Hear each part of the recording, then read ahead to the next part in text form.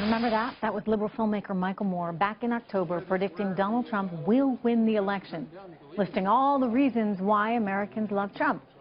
But guess what? Moore was right, and yet he still can't accept it. Can't accept the outcome of this election. He is now laying out a 5-point plan to fight Donald Trump. And just so you're aware of it, here we go. 1, make your presence known, he says. 2, write to the DNC tonight. He wants Keith Ellison to be head of the DNC, and he wants you to encourage that. 3, form your own rapid response team and make plans to be at the inauguration for protests that weekend. He would love to see 1 million people in the streets, he says. And number 5, you should run for office.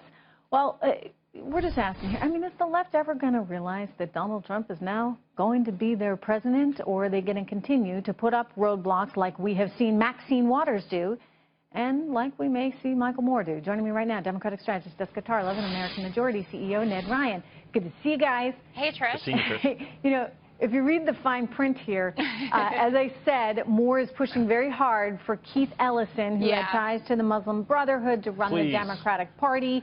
He also wants millions protesting at the inauguration. So my question, Ned, is if he wants to see the Democrats back in power, I mean, and not that you want to give him any tips or anything, but shouldn't he be pushing, I know you're a Republican, but shouldn't he be pushing for the Democrats to get a handle on the economic issues, the very issues that caused them to lose control of their party in the first place? Well, of course. I mean, you would think that he'd want to offer ideas that would get the union workers, the working class, back in the Democrat fold, because let's not forget, 6 to 8 million of them who voted for Obama at least once voted for Trump. And so they clearly didn't feel that Hillary Clinton offered ideas that would be of benefit to them. The thing with reading the 5 points of Michael Moore, I'm cheering for number 2. I tweeted a few weeks after the elections, Trish, that, you know, I would love Democrats to re-elect Nancy Pelosi as the minority leader in the House and Keith Ellison as the DNC chair, because that will further them down the path of becoming the coastal regional party. So I'm trying to figure out, can I offer my services to get Keith elected as DNC chair? We don't want so whatever I can you know, do, please. here, Jessica would actually like to see a Democrat in the White House in the future. Yeah. And I think, Jessica, though, you know, Ned's offering some valuable advice here in that you got to get rid of the elitist quality that has really surrounded the Democratic Party, where, you know, you're just too good for anyone, and you don't appreciate and recognize. Apparently, you don't appreciate sort of what the common folk are experiencing. No, I mean, I'm not taking any advice from Ned, though I'm not a Keith Ellison fan myself, and I do not wish for him to head the DNC. I think when the map lights up red, you don't go further to the left as your answer there.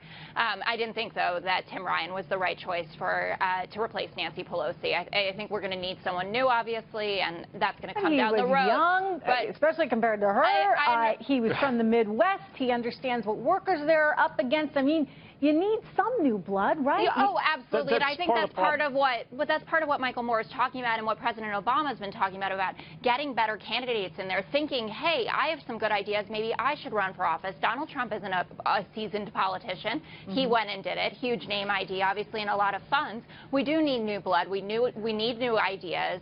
And no one can deny that. But what Michael Moore is doing here, I think, is part of being the loyal, maybe more aggressive opposition, something that I do all the time, and I think is hugely valuable to talk about what Democrats stand for, what our policies are. But he doesn't talk about what they stand for. Yes, he does. He absolutely does.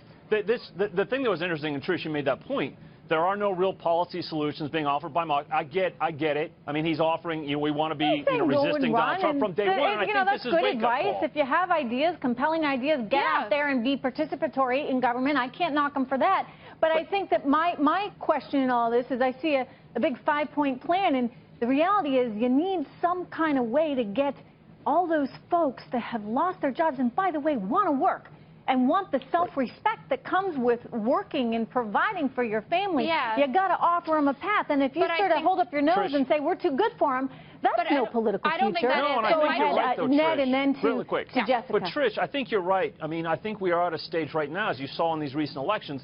This isn't necessarily Republican versus Democrat. This is about how can we benefit the American people, how can we benefit the American worker, how do we protect the American people and the next generation against radical Islam. I will say this, Trish.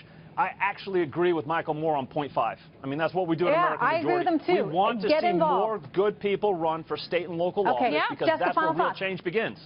Oh, I just want to say that the Democrats, we do have important, good economic policies. There's data that shows that in swing states, people who rank the economy as their #1 issue backed Hillary Clinton. You also have 38% of white working class voters who backed Donald Trump want further policies to the left. Donald Trump didn't really run policies for whatever reason, Jessica, they didn't resonate, they didn't cut through, and consequently, you have the outcome you have now. Jessica and Ned, good to see you guys. I know, which I have embraced. See you all I'm going to take a quick at break. the protest.